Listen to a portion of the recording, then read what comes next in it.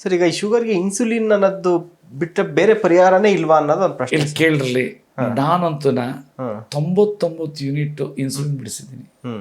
ಒಂದು ಹೇಳ್ಬೇಕಂದ್ರೆ ಒಬ್ಬ ವ್ಯಕ್ತಿ ಬಂದರು, ವೆರಿ ಹೈ ಪ್ರೊಫೈಲ್ ಪರ್ಸನ್. ಅವರ ಮಗಳು ಲಂಡನ್ನಲ್ಲಿದ್ದರು. ಸೊ ಅಲ್ಲಿಂದ ವಾಪಸ್ ಬಂದರು ಬೆಂಗಳೂರಿಗೆ. ಯಾರೋ ಹೈ ಪ್ರೊಫೈಲ್ ಪರ್ಸನ್ ಕರ್ಕೊಂಡು ಬಂದರು. ಅವರು ವಾಪಸ್ ಬಂದಾಗ 3 ದಿನ ತಗೊಂಡಿರ್ಲಿಲ್ಲ ಇನ್ಸುಲಿನ್. 90 ಯೂನಿಟ್, 30. ಸೊ ನನ್ನಲ್ಲಿ ಬಂದರು, ಒಂದು ಕ್ವಶನ್ ಕೇಳಿದ್ರು.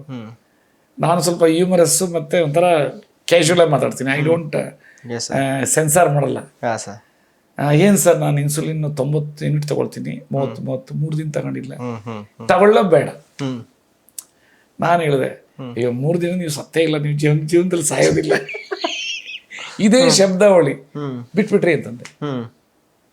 ಆಮೇಲೆ ಒಂದು 20-22 ಟ್ಯಾಬ್ಲೆಟ್ ಇತ್ತು.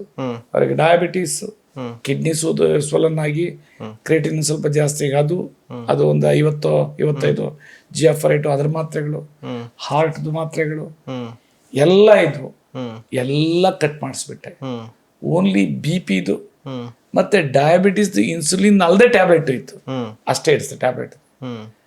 4ನೇ ದಿನ ನನಗೆ ರಿಂಗ್ ಮಾಡಿದ್ರು. ಅವ್ರದ್ದು ನಮ್ಮ ಇಂಥ ಕ್ರಿಟಿಕಲ್ನವರೆಲ್ಲ ನಾನು ತೊಗೊಳ್ತೀನಿ ನಂಬರ್ಸ್ನ ಸೇವ್ ಮಾಡ್ಕೊಂಡು ಸ್ವಲ್ಪ ಅಬ್ಸರ್ವ್ ಮಾಡೋದಕ್ಕೆ. ಸರ್, ನನಗೆ ಯಾವತ್ತೂ ನಿದ್ದೆ ಬಂತು, ನಿಮ್ಮ ತಗೊಂಡಿದ್ದೀನಿ ನಿದ್ದೆ ಬಂತು ನನಗೆ. ಆಮೇಲೆ ಇವಾಗೆಲ್ಲ ಕಾಲು ಹೊರಟೋಗಿದೆ 4 ದಿನದಲ್ಲಿ ಅಂತ. ನೆಕ್ಸ್ಟ್ ಮಂತ್ ಅವರನ್ನ ರಿಪೋರ್ಟ್ ಕಳಿಸಿದ್ರು. ಸರ್, ಈಗ ನಂದು ಕಿಡ್ನಿ ಲೆವೆಲ್ಲು 58% ಇದ್ದು 68-70 ಆಗಿದೆ. ಕ್ರಿಯೇಟಿನ್ ನಾರ್ಮಲ್ ಆಗೋಯ್ತು. ಆಮೇಲೆ HbA1c 3 ತಿಂಗಳದ ಅವರೇಜು 1 ತಿಂಗಳಿಗೆ ಮಾಡಿಸ್ಬೇಕು. ಕೆಳಗೆಲ್ಲ ತಲೆದಲ್ಲಿ ಕೊಳಕೆ 3 ತಿಂಗಳಿಗೆ ಮಾಡಿಸ್ಬೇಕಂತ. 1 ತಿಂಗಳು ಟ್ರೀಟ್ಮೆಂಟ್ ಮಾಡಿದ್ರೆ ಗೊತ್ತಾಗುತ್ತೆ ನಿಮಗೆ 3 ತಿಂಗಳದ ಅವರೇಜ್ ಎಷ್ಟು ಅಂತ. ಸೊ ಅದು HbA1c 8 ಇತ್ತು ವಿತ್ 90 ಯೂನಿಟ್ಸ್ ಇದರಲ್ಲಿ ಇನ್ಸುಲಿನ್ ಪ್ಲಸ್ ಟ್ಯಾಬ್ಲೆಟ್ಸಲ್ಲಿ. ಈಗ ಇನ್ಸುಲಿನ್ ಬಿಟ್ಟು 7.9 ಆಗಿದೆ. ಅಂದರೆ ಏನು ಹೇಳ್ತೀನಿ ಅಂದರೆ, ನಮ್ಮ ಶರೀರದಲ್ಲಿ ಆ ಒಂದು ಆರ್ಗನ್ನು ಚಿಕ್ಕ ಮಗು ಇದ್ದಂಗೆ, ಆ ಮಗುದು ಎಲ್ಲ ಗುಣಗಳಿದೆ ಅದರದ್ದು ಕೊಳಕಾಗಿದೆ, ಅದನ್ನು ಸ್ವಚ್ಛ ಮಾಡಬೇಕು, ಮತ್ತಿರ್ಗಿ ಅದು ಆಕ್ಟಿವ್ ಆಗುತ್ತೆ ಅಂತ ನಾನು ನಾಡು ಭಾಷೆನಲ್ಲಿ ಹೇಳ್ತೀನಿ. ಓಕೆ ಸರ್, ಈಗ ಒಂದು ವಿಚಾರ ಅದು ಒಂದು. ಆಮೇಲೆ ಕೆಲವರು ಕಿಡ್ನಿ ಪೇಷಂಟ್ಸ್ಗೆ, ಲಿವರ್ ಸಿರೋಸಿಸ್ ಪೇಷಂಟ್ಸ್ಗೆ ಸೇಮ್ ಡೇ ಬಿಡಿಸ್ತೀನಿ ಇನ್ಸುಲಿನ್ನ, 100% ಹೋಗ್ತಾರೆ.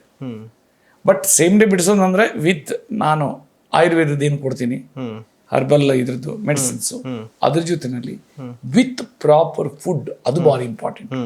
ಏನು ತಿನ್ನಬಾರ್ದು, ಏನು ತಿನ್ನಬೇಕು, ಅದಿಲ್ಲದೆ ಸುಮ್ಮನೆ ತಗೊಂಡು ಇದು ಮಾಡಿದ್ರೆ ಆಗೋದಿಲ್ಲ. Correct sir. ಸರ್, ಈಗ ಒಂದು ಮುಂಚೆ ಇದು ಶ್ರೀಮಂತರ ಕಾಯಿಲೆ ಇತ್ತು, ಈಗ ಬಡವ್ರಿಗೂ ಬಂದ್ಬಿಟ್ಟಿದೆ, ರೈತರುಗಳು ಕೆಲಸ ಮಾಡ್ತಾರೋ ಅವ್ರಿಗೂ ಬಂದ್ಬಿಟ್ಟಿದೆ. ಅದ್ರ ಜೊತೆಗೆ ಹುಟ್ಟೋ ಮಕ್ಳಿಗೂ ಕೂಡ ಶುಗರ್ ಬರುವಂಥದ್ದು, 10 ಟೈಪ್ 1 ಡಯಾಬಿಟೀಸ್. ಸರ್. ಸೊ ಅದ್ರದ್ದು ನಾನು ಟ್ರೀಟ್ ಮಾಡ್ತಾ ಇದ್ದೀನಿ. ಇನ್ಸುಲಿನ್ ಇಲ್ದೇನೆ ಅವ್ರು ನನ್ನ ಮೆಡಿಸಿನ್ ಇಂದನೇ ಚೆನ್ನಾಗಿ ಆಗ್ತಾ ಇದ್ದಾರೆ. ಬಟ್ ಅವರು ಟೋಟಲಿ ರಿವರ್ಸ್ ಆಗಿರೋದು ಇದುವರೆಗೂ ನಾನು ನೋಡಿಲ್ಲ. ಟೈಪ್ 1 ಪೇಷಂಟೇ ಕಡಿಮೆ. ಟೈಪ್ 2ನವರು ಅನ್ಥಿಂಕಬಲ್ ಅಂದ್ರೆ ನಾನು ಯೋಚನೆ ಮಾಡೋಕ್ಕಾಗಲ್ಲ. ಇಲ್ಲಾಂದ್ರೆ ಯಾರು ತಾನೇ ಪಾಪ ಅವರು 6 ಗಂಟೆ 7 ಗಂಟೆ ವೇಟ್ ಮಾಡೋದು. ಅವ್ರ ರಿಲೇಷನ್ಸ್ ನೋಡಿ, ನಿನ್ನೆ ಒಬ್ಬರು, she is a very top industrialist women, ಅವ್ರು ಬಂದಿದ್ರು. ಅವ್ರಿಗೆ ಥೈರಾಯ್ಡ್ ಪ್ರಾಬ್ಲಮ್ ಇತ್ತು. ಅವ್ರಂದ್ರೆ ನಮ್ಮ ಸ್ಟಾಫು 3 ಸಲ ಇನ್ಸುಲಿನ್ ತಗೊಳ್ತಿದ್ರು, ಅವ್ರು ಇನ್ಸುಲಿನ್ ಆಚೆ ಬಂದರು. ಅವರು ನನಗೆ ಹೇಳಿದ್ರು ಯಾವುದೋ ಮೀಟಿಂಗ್ ಇಲ್ಲ, ಅದನ್ನ ಕೇಳಿ ನಾನು ನಿಮ್ಮ ಹತ್ರ ಬಂದಿದ್ದೀನಿ ಅಂತ. ಅಂದರೆ ವರ್ಡ್ ಆಫ್ ಮೌತ್ ಅನ್ನೋದು ಅಷ್ಟು ಸ್ಟ್ರಾಂಗ್ ಇರುತ್ತೆ ಅಂತ ಅವ್ರ ಸ್ಟಾಫೇ ಹೇಳಿದ್ರು. ಅಂದರೆ ಸತ್ಯ, ಇನ್ಸುಲಿನ್ ಆಚೆ ಬಂದಿದ್ದಾರೆ, ಅದು ಮಿತ್ತು. ಇನ್ಸುಲಿನ್ ಅಲ್ಲಿ ತಗೊಂಡ್ರೆ ಲೈಫ್ ಲಾಂಗ್ ತಗೊಳ್ಬೇಕಂತ ಅದ್ರ ಬಗ್ಗೆ ಹೇಳ್ತೀನಿ. ಸರ್, ಇನ್ನು ಕೆಲವ್ರಿಗೆ ಈ ಪ್ರೆಗ್ನೆನ್ಸಿ ಟೈಮಲ್ಲಿ ಈ ಶುಗರ್ ಬರುತ್ತೆ. ಕೆಲವ್ರಿಗೆ ಅದು ಮಗು ಆಗಿ ಸರ್ಟನ್ ಮಂತ್ಸ್ ಅಥವಾ ಸರ್ಟನ್ ಡೇಸ್ ಆದ್ಮೇಲೆ ಹೋಗ್ಬಿಡುತ್ತೆ. ಕೆಲವ್ರಿಗೆ ಅದು ಹಾಗೆ ಕಂಟಿನ್ಯೂ ಆಗೋ ಚಾನ್ಸಸ್ ಇರುತ್ತೆ. ಸುಮಾರು ಪೇಷಂಟ್ ನೋಡಿದ್ದೀನಿ, 100% ಅವ್ರಿಗೆಲ್ಲ ರಿವರ್ಸ್ ಆಗಿದೆ. 100%. ಓಕೆ. ಏನಂದ್ರೆ ಅವರ ಆಹಾರ ಪದ್ಧತಿನ ಫಾಲೋ ಮಾಡಬೇಕು. ಅದನ್ನು ಏನು ನಾರ್ಮಲ್ ಆಗೋವರೆಗೂ HbA1c 6 ಬರೋವರೆಗೂ, ಆಮೇಲೆ ಏನೂ ಇದಿಲ್ಲ. 50% ಸ್ಟ್ಯಾಂಡರ್ಡೈಸ್ ಇಟ್ಕೊಬೇಕು ಹ್ಮ್ ಊಟ ಇದರಲ್ಲಿ 50% ಮೇಲೆ ಹೋಗಬಾರ್ದು. ಅನ್ನ ಆಗಲಿ ಮುದ್ದೆ ಆಗಲಿ ಓಕೆ ಅಷ್ಟೇ. ಫಿಶ್ಶು, ಚಿಕನ್ನು, ಎಗ್ಗು, ಆಮೇಲೆ ಈ ಸೊಪ್ಪಿನ ಪಲ್ಯಗಳು ಎಷ್ಟು ತಿಂದರೂ ಏನೂ ಆಗಲ್ಲ.